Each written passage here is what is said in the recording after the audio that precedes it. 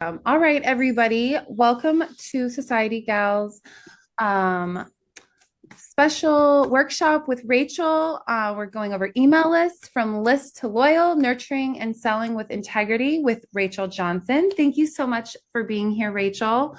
Um, this is just getting being really personal with the people that we're emailing, being like a best friend, right, Rachel? Mm-hmm. Mm-hmm. Okay. Well, I will let you take it away. And I thank you guys all for being here today. And I hope that you learn a lot and have a wonderful time. All right. Thanks, Kirsten. So hi everyone. I didn't get to hear everybody's intro. So if you want to go ahead and share in the chat, I'm very much a person who loves a good active chat. So I'll try to monitor that while I'm going through the presentation, but I also like to go off the cuff too. So really kind of see where it takes us so that, and what questions you have and kind of go with the flow here. So feel free to introduce yourself in the chat, who you are, where you're from. And what you do, and I'll start. I am Rachel Johnson. I own Rachel Johnson Creative, and I help business owners get more comfortable with showing up as themselves in the online space. And if they are, a personal brand, as far as businesses who aren't so much a personal brand, like the jewelry company that I've written for, I help them get a figure out how to show up and to stand out from the competition and not use AI, or if they do use AI, find ways to still be original and be creative in the online space. So I do copywriting, conversion copy, a lot of brand voice stuff for people, and website copy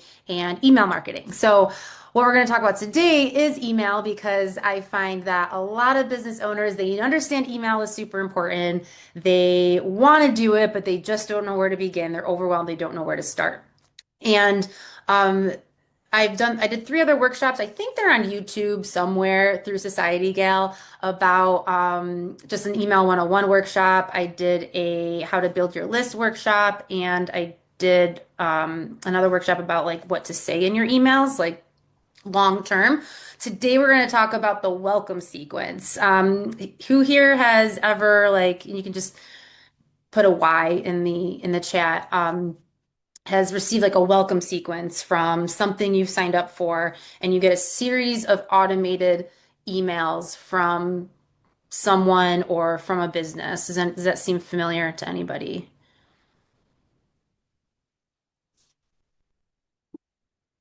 Yeah. Yes, awesome. So, before we jump into like how I go about approaching welcome sequences and things you can take away from that, I'm curious to know if off the top of your head, if you can think of an email sequence or a welcome email sequence that you received that resonated with you. And I know that might be hard to think about. If you want to even take a minute to go into your Gmail or Outlook and look and see if there's anything recently you signed up for and what that welcome sequence, that very first email was. And feel free to take a minute to just observe. I think it's really important that we can learn a lot by just observing things that are right in front of us. So go ahead and open that up, and I'll show you some examples that I really like, but in a minute. But go ahead and see if you can find anything.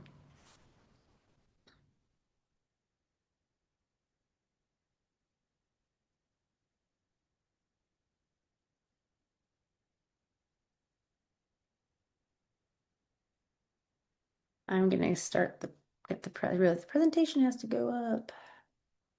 Here we go. Okay. Sent. Okay. I have to see. I gotta figure out how to look at the chat. Okay. Okay, so anybody, I know I only give you a couple of minutes here, but did anyone, we do have limited time. So did anyone notice anything about a welcome, like if you went into your Gmail or Outlook or whatever your email account looks like, did you notice anything inside of that welcome sequence? Like any noticings at all, any observations, just neutral observations? And go ahead and type in the chat, or you can go off mute. That's fine too. Lots of bullet points. Gonna admit a few more people in here. Yeah, Ivana said lots of bullet points. Anyone else? Any observations about any welcome emails you got? I'll give you about 10 more seconds.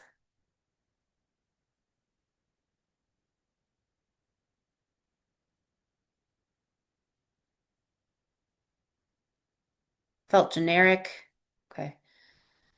Yeah, I know this is a workshop. I really am going to have you guys working. So make sure you, if you are able, if you can, make sure you have a laptop and you have a either Google Doc out or uh, Microsoft Word doc, something like that. And then yeah, your Gmail or Outlook as well, because I'm going to have you guys kind of going through and observing some things. So I'm not just talking at you. I don't like to do that in my workshops. I really like to be interactive and get people to notice and observe things so they can apply it later. That's how we learn. So yeah, so bullet points felt generic. Okay, good to know. So before we jump to into the five emails that I like to send for welcome sequence, I want to talk a little bit about the case for email. It seems that most of you probably already know the case for email. That's why you're here. But just to reiterate, I really like email because social media is very nosy and algorithms control who sees your posts. And more people are getting off of social media because it's just very overwhelming in general. Um, and there more people are logging off and touching grass, as the kids say these days, right? So email is where you can just bring people right into your world, or you enter their world. There's no middleman. You are just it's a direct line to your audience. And the ROI for email, when done right, consistently outperform social. So you have an average of $36 to $40 ROI for every $1 spent. And people still check their inbox daily. I mean, how many of you check your email first thing when you sit down in front of your laptop, or when you, are checking your phone, open up the app and check it? I know I am. So, email's very good to have. So, and then you have the three big advantages. You have ownership. You own your list. It's not rented land. If anything were to happen, if you were to get banned, if those platforms were to get banned or shut down, you own your list. Even if you switch from email service provider to another, like from Kit to Flowdesk, you can bring your list with you. So you always have that list. The other thing I really love about email is there's that connection, which is what we're talking about today, is nurturing your list, getting your subscribers to become your fans, your super fans, because you can make email feel really personal. Even if you're a e-commerce brand or you sell products, there's still ways to make it fun, make it playful, make it personal. And you also land in someone's inbox versus a feed, right? So going back to socials or Instagram, especially these days, especially the last few days, you're on Instagram, you're scrolling, and there's so many things going on. There's current events, there's news, there's a lot of stress, and people aren't really in the headspace, right? Um, to maybe buy something or think about what it is you have to offer because there's other things going on. So um, and then you have the conversion. So emails just drive more consistent sales than almost any other channel. And when you build and nurture your list well, then it can become really easy to sell, and it doesn't feel salesy or icky, or gross or marketing broy, right? So the automated welcome sequence is what we're going to talk about today. This is like your digital handshake. It's your first impression. This is where you get to show your subscribers who you are. If you're a personal brand, like you're the face of the business, you really can provide that human touch. If you're a business or a faceless brand, still doesn't matter, right? Your brand still has that personality, and you can show up with that personality of your brand. And then you also get to set expectations for what kind of emails they'll get from you. So we'll talk about that in a little bit as I show you the different types of emails that you send within those first five. And then you also build trust right on from day one. Before you're selling anything, you're building trust. And Is there any, who here who has heard in the last like 6 months trust is at an all-time low? There a few people, you can just hit the raise your hand button or just put a Y in the chat. Trust is at an all-time low. Very true. It's redundant, but it's true. And so with the welcome email sequence, when done right, you can just build that trust right away. And it runs in the background too, right? Because once you have it set up accordingly, then it's just going. You don't have to think about it. You don't have to constantly be posting on socials, checking in with people, individually emailing people. You just have it going. So when people know what to expect, they're just far more likely to open, read, and stick around and stay curious in what you have to say. So, let's see what else. Oh yeah, so they also save you time. Sorry, I forgot about this one. They save you time. You set it up once, and every new subscriber gets that same intentional experience. They also guide people toward the next step. When you're building your email list, you want to think about your one reader and what journey you want to take them through. So your welcome sequence sets them up for that as well. And then it makes, as I said earlier, it makes selling feel natural, not forced. So we're going to be working out of this guidebook that I created. And at the end, I'll give you the link if you want to go through this on your own and have all of this stuff in as a PDF. You can have that. And what I like about this particular lead magnet of mine, or this free resource I have, is I give you all the tools. I'm going to give you all the tools today, but you get all the tools in a PDF, and then I send you emails that line up with what I tell you about. So you see it in action and how it can work for you. And again, I'm very different. My business is different than your business, so it's going to look different. But I'm going to try to give you a few examples of what that looks like for a couple different businesses, mostly online service providers, but there are ways to apply it to other types of businesses too. Um, so before we begin, any questions so far? I'll wait. Like I always like the 10-second rule, waiting 10 seconds in case anyone's typing. If I don't see anything, then I'll keep going.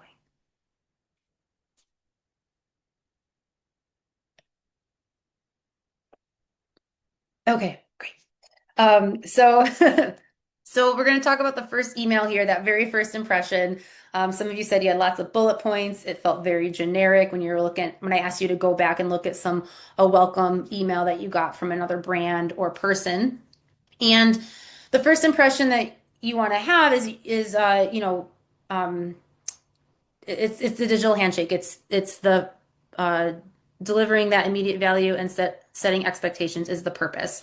So what you want to include, if this is what you're doing, so if you're a product-based business, it might be that you ask them, they signed up to get a discount, right? Like a 10 or 20% or 30% discount on your product. So that would be your lead magnet. If you're a service provider, then it might be something related to um, the service you provide. So that'd be the thing they sign up for. You want to include that, of course, a little peek into your personality. And I also always like to do a little playful nudge to move them out of the spam folder. Because quite often our stuff will end up in the spam. And so when you ask them to, or when they decide to sign up for something, there's like usually a thank you page after. And in that thank you page, you want to say, thank you for signing up. Be sure to check your spam folder. So they know to check their spam folder for the welcome email. And then in the welcome email, you're just reminding them one more time to move your email out of the spam folder. So I like to think of this email as like the pilot episode of a TV show. You want to hook them in, but you don't want to reveal everything. You want to give them a little taste of like what's going on. But you want to leave them wanting more at the end of your email by teasing them with a little snippet of what they'll get an email to. This is called an open loop. And so it gives them a reason to look forward to the next email that you're going to send them either the next day or a couple of days later. And I want to go ahead and give you a couple examples so you can see what this looks like from a personal brand perspective. So this is Tarzan K. She is like a big email copywriter, personal brand, and her opt-in looks like this. It says, knock, knock, may I enter your inbox? She says, if you think email marketing is annoying, scary, generally a bit meh, let me prove you wrong. These emails will make you laugh, cry, be brave, and write your own highly engaging emails. And I recommend y'all go and join her stuff because she does a good job of talking about this kind of stuff too. So her email, I send that in.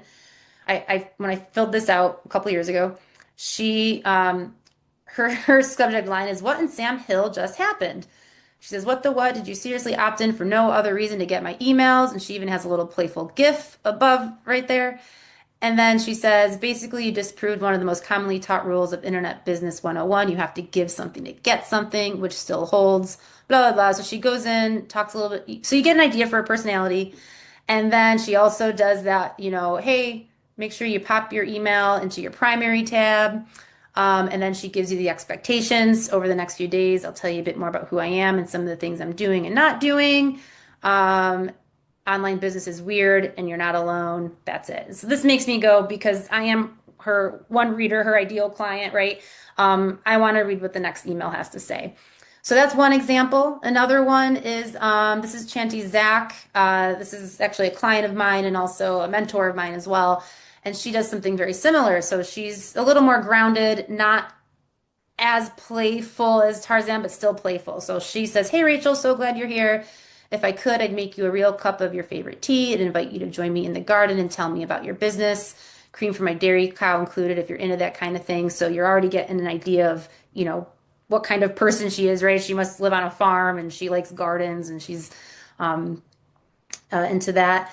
And then she says, this email will have to serve as the next best thing. Now that you're in my community, here's what you can expect. So she tells me what to expect when to expect the email. It's going to be every Tuesday, what's going to be inside, and then a little funny thing here about no shortage of memes to make you smile. And then she also does the same thing. Please do me a favor and reply to this email with a quick hi Chanty or share how you found me. And again, that's to help with the deliverability. And then she also says another way to get people to reply. She says, is a thank you for subscribing and replying. I'll send you my favorite popcorn recipe. There's no better productivity boosting snack if you ask me. Thanks for being here. And then she also does a little PS here. PSs are great, by the way, because some people don't read, they just scroll, and most people will read the PS because they'll go, oh, wait, what? And it just catches their attention. So that's another little tip here. And then she also has a little listening jam. So she has these playlists as well. And she has an assessment. So she's got quite a few things here, but she jams it all into one. But you know, if it resonates, you can click on that and do that. So those are a couple of examples. Let's see, where did my list go? Let me present again. So that's like your first email. You don't want to be super overwhelming. You don't want to be super generic either. You want to give a taste of your personality, and you want to give them a little bit of what to expect. Okay. Any questions so far? Because I feel like I just not ramble, but I just talked a lot. Everyone good? I don't know why this ended up here. Okay, let me make sure I got the chat open in case anyone's talking. Sorry, I can't see the chat. Okay. Um, all right, so that's email one. So now for email two, um, I like to introduce, that's where you really can introduce yourself, okay? Give them a little taste of who you are and building that connection and credibility. So not just sharing like what you do, but also giving some a little taste of like, hobbies that you do or why you got into this in the first place, a little origin story. So um, links also sprinkled throughout the copy that showcase your expertise, like maybe if you had a podcast appearance or blog post or case study, then that's a great way to just show what you know. And then yeah, two little tips here are that this is your chance to be vulnerable and authentic. So, like sharing a story that makes you human, not just another business owner. And the engagement hack here is giving readers options to learn more about you. So, what I like to do is when I had a podcast, I retired it for now, but when I had a podcast, I would link a couple podcast episodes in there. I would offer another free resource as well. So, if they wanted to go down another rabbit hole, they could do that, and a link to my website. But just not forcing them. So, language that just feels very light and no pressure. So it's like a choose your own adventure book. So with that said, I actually want to pause here for a moment. Where are we at? 4:23. And I would love, love, love for everybody here to go ahead and open up a Google Doc or Word doc or whatever it is you use, maybe your notes app, whatever it is that you use. And think about going back to the first one actually. Um, ooh, hold on one second. That first impression, think about how you're getting them on their list in the first place. So just writing down your lead magnet that they would be using. And I'm not asking you to like write a whole email right now, just getting some bullet points so you have something on paper to go back to. Um, and perhaps write a paragraph or a couple sentences about how you would personally write how to nudge them out of the spam folder. And um, and then think of a way to do that open loop. So, like how to get them to want to open up the second email, which is going to be your origin story. So, let me actually show you how I do that in one of my emails. If I can find it. Okay. So, you're inside of my kit provider right now. This is my email for my first 5 sequences. This is my second email in the sequence, but I do something at the bottom here where I say, let's play two truths and a lie. Which one is the lie? I say reply back with which one you think is the lie, or just wait until my next email. So that's the open loop that I give them. And I give them a chance to reply back, which helps increase my deliverability for my emails. So my ESP, my email service provider, knows that I'm sending these emails to people, not robots.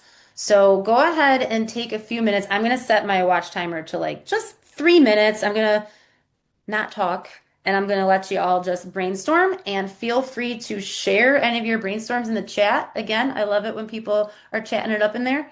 And take your time to go ahead and um, do that. And know what I'll do is I will go ahead and write in here what I'm asking you to do because I realized it was just a lot. So the first thing is write down email one. Uh, what's your free resource or your percentage off if it's a product. And the second thing you're going to do is write a sentence about how nudging them from the spam folder to the primary. And then think of an open loop to get them to want to open email number 2.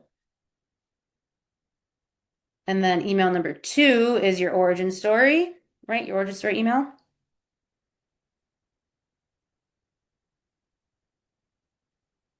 And then I just want you to think of like 3 fun facts about yourself that you wouldn't mind strangers knowing. And maybe your big why, like why you have this business. That's it. That's a lot. I'll give you 4 minutes. Go ahead.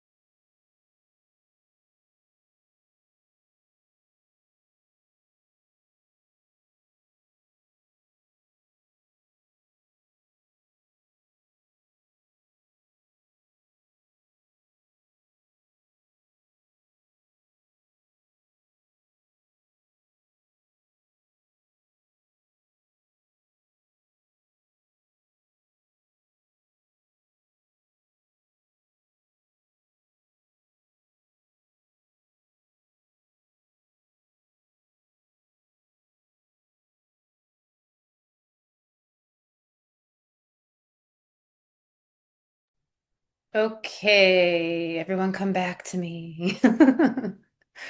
Um,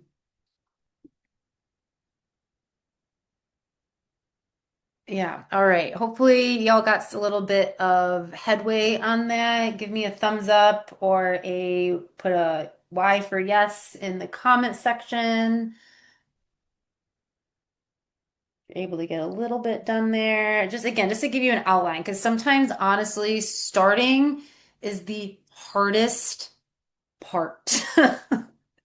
And just getting started is all you need to just gain momentum and be like, no, I can do this. Okay, I can do this. I got this. So I think that's really important.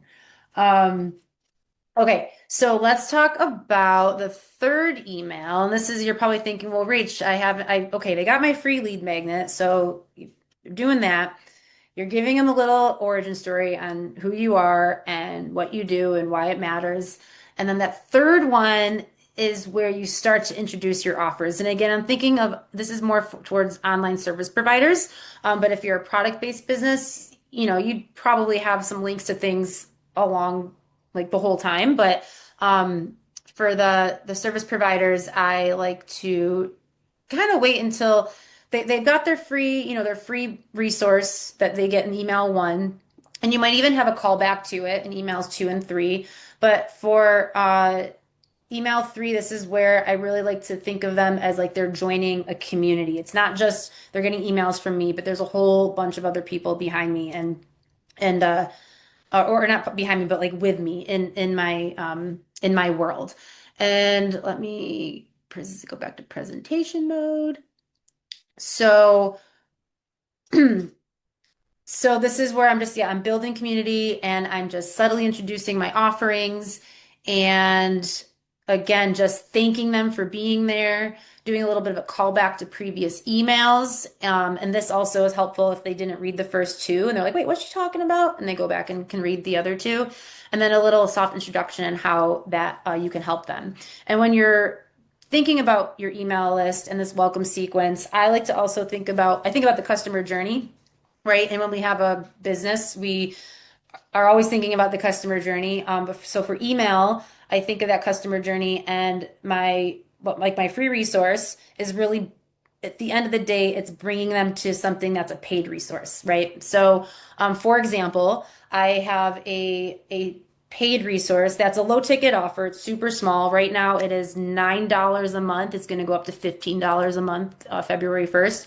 But it's a school community. So it's called the Copy Confidence Club. It's $15 a month. It's really small. And all of my free resources are used to bring people into the Copy Confidence Club, that low ticket offer. So I start to then introduce them to how I can help them and bring them introducing the different offers. So that's and this is just kind of where also like you're showing you're friendly, you're also professional. It's this fine sweet spot, but it shows that you're a human on the other side of the screen and humans buy from other humans, not necessarily uh, businesses per se.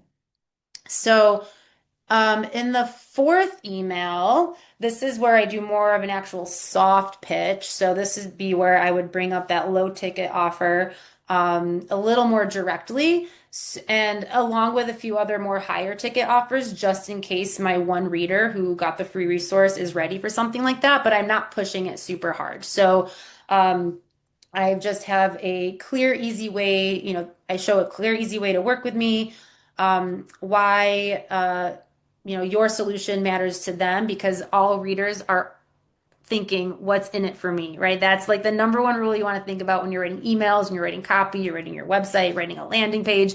It's not about you, it's about your reader. So just really thinking about and reframing why your solution matters to them and what the benefits are to them. So, and then the last one here is, a call to action that feels natural. Sometimes we forget to put in the call to action because we just assume people know what to do next. But the reality is, we're all really overwhelmed and we have a lot going on and we just want to be told what to do. So having that call to action that feels really natural inside of your email. Now, if you're a product then your call to action will probably happen a little sooner. This is all very much case by case basis, but you do want to have it in there.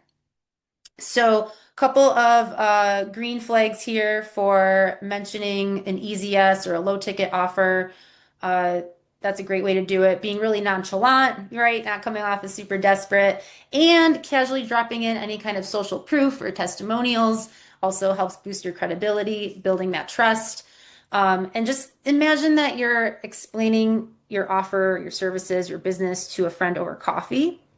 And you're not selling timeshares to somebody in a soulless white room. And then our last one here is that last email that people tend to forget is the what's next. So giving clear steps on what they can expect from you, where they can go if they want to learn more from you, and just maintaining that connection. I like to end my fifth email, or I think my current welcome sequence might only be four, but I like to end it with like, okay, well, this is like, I'm very upfront. I'm like, I address the elephant in the room. I'm like, this is the last email of this sequence. As you know, this has been automated. Expect to receive a monthly newsletter from me from here on out and occasional emails about copywriting tips and brand voice tips and etc. So I don't push them in anything, but I just let them know like, hey, you're going to get this. That way, when they get the email, they remember, oh yeah, she told me that this was coming. So they're not put off by it or quickly unsubscribing because I've just been gently nurturing them through this five email sequence. So I usually will include a little recap of the value they provided. I might do a fun little wink or call back again to like email one or two, and just make sure to continue the relationship, nudge them towards the Copy Confidence Club again, my school community, and leave it at that. So um a couple copywriter tips here is like, it's not a breakup email, it's just, oh, I'll see you soon, see you in your inbox, we'll talk, or come check out my website, or let's connect on Instagram, invite them into other channels that you have, and just keep the conversation going because I think people feel salesy when they're sending emails to sell is because they're always only sending emails to sell. So make sure that your emails once in a while you're dropping in just a tip or even with product-based um, businesses. Like when I was working for a jewelry company, or I had a client as a jewelry company, and there was like, how to wear the jewelry. Like there's different ways to wear it, right? And just leave it at that with maybe a picture of their their popular jewelry at the bottom with like a link to the, to buy it if they want. But just keeping things really easy and not just sell, sell, sell, sell, sell all the time. Uh, Also, don't use ChatGPT to write 100% of these emails. I was talking to someone the other day who said, I see the formatting, those short little Emily Dickinson type poems where it's like one word, one word, one word, and five words, and then eight words. And, it's just like it doesn't feel natural, it doesn't flow. And people see that and they don't even read it. They just see that formatting and they go, I'm not going to read this. ChatGPT, they didn't put any effort into this, right? This is just ChatGPT. So yeah, and then be generic. Don't be generic is the other thing to not do. Just be yourself. If you're a personal brand, especially, uh, don't be afraid to weave your personality in there. Don't be afraid to write like you talk. And if you are not a personal brand, there are still ways to show up and be different and stand out from the competition by understanding your brand voice. I apologize for my dogs right now if you can hear them in the background. Um, for example, I had a IT company who wanted to be they really wanted to come off as the trusted expert. And so we really leaned into that translation type of language where they're really talking to their ideal client as like a person who's like a friend at the bar, but also is this expert that they can really look up to and can help them with their problems, their IT problems. And then, so yeah, so like if you have a brand and you're not a personal brand, you still have a person, your brand still has a personality. And that's how you stand out. So if you want to, if you're on your phone, obviously, you can go ahead and scan that QR code if you want um, the first 5 emails. So you can see my 5 emails and how I went about doing it and have the PDF too. And let me put the landing page link in the chat as well.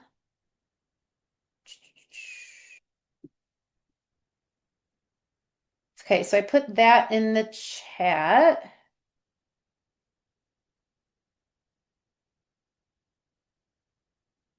And then the other thing I want to bring up too is I talk a lot about personality. I'm a little tired today, so I feel like my personality, I'm not as energetic. It's like 4 p.m. where I am. But I do. I'm very big on bringing your personality into your copy, into your socials, into your email, your landing pages, your website. Like, be different. Get out there, stand out from the competition, give people a reason as to, why they should pick you over somebody else. And so I have this infuse your brand personality into your content. So if you are heavily reliant on ChatGPT, no judgment, no shame. I realize we all have a lot we have to do in our business, and that can make things faster. But if you want to come up with some, or be inspired by some chat GPT phrases that you might hear all the time that used to only be reserved for the copywriters, but now everyone uses them because chat GPT took what copywriters used to use and now infuse it into everything. Um, you can go ahead and take a look at that lead magnet I have as well, or that free resource I have as well. And let me find that. Hold on a second. I can put that link in the chat as well. I just have to find it. I have like a lot of free resources. Where is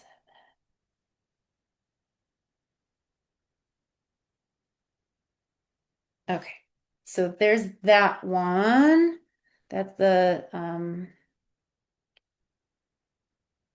brand personality one. And I feel like I just talked all your ears off. Does anyone have any question? We're kind of early. Does anyone have any questions about all of this? I know it was a lot of information I threw at you. But does anyone have any questions? Even if it's like specifically to your business. I'm sure if you have the question, someone else does too.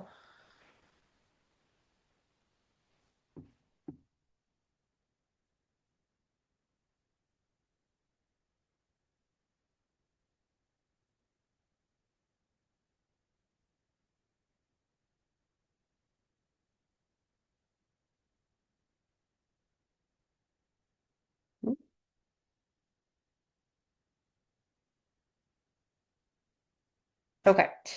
Since there are no questions, so the most difficult thing about this is like, yeah, you can go to the workshop, you can, get all the information, you can get the free resource, but if you're not actually gonna do it, then it's just more information in your brain. So I'm all about accountability. I'm all about implementation and checking in and all that jazz. So, what I want you to do before you leave this room, I say when you leave this room, but before, especially because we have a few minutes left, um, go ahead and set a goal for yourself. See if you can come up with a date. You will have these emails ready. You've got your Google Doc open. You've written a few things about emails 1 and 2. Maybe 5 emails is overwhelming. So, maybe your welcome sequence is just 3 emails.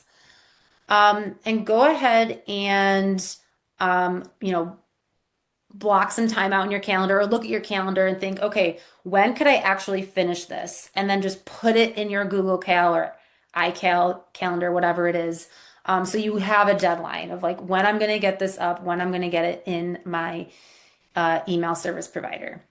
'Cause I find if I just have a deadline, I get it done. So that's my way of helping you along. Nakimuli says, what is the difference between soft selling and hard selling in emails? What is the best way to sell in your emails? Yeah, that's like probably a whole other workshop. Nakimuli, it's a good question. Soft selling is more like, um, You know who does a really good job of this is Jamie C. She's just I'll type in her name.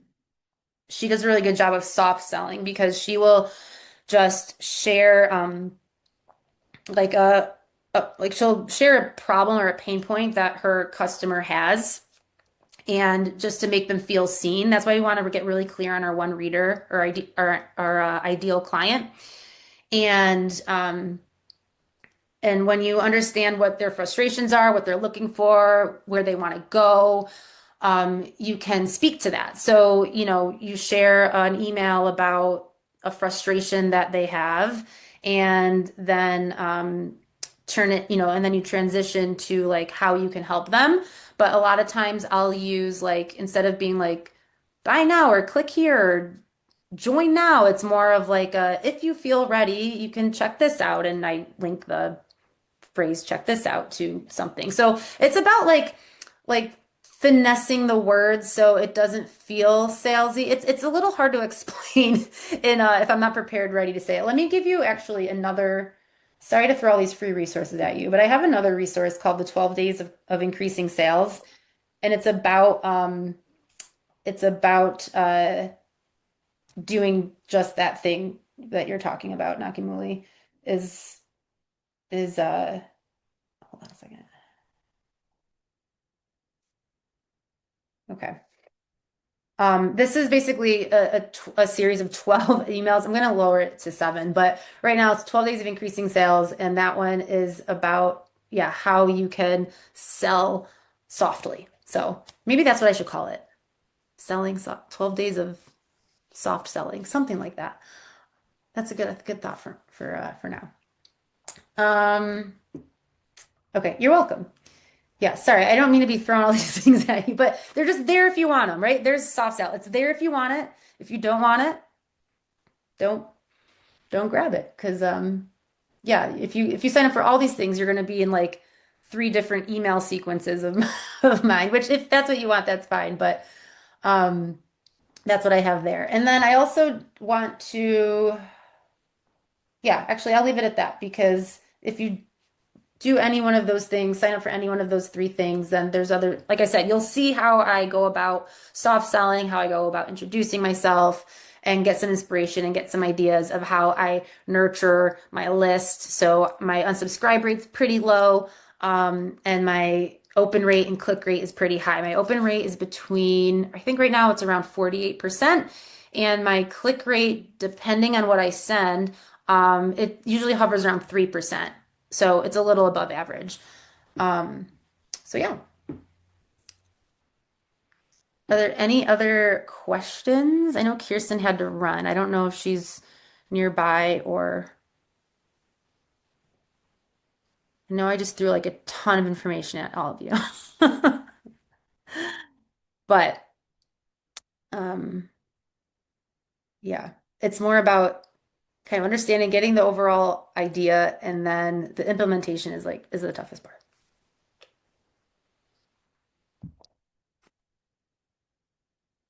Okay, well, if no one has any questions, um, let me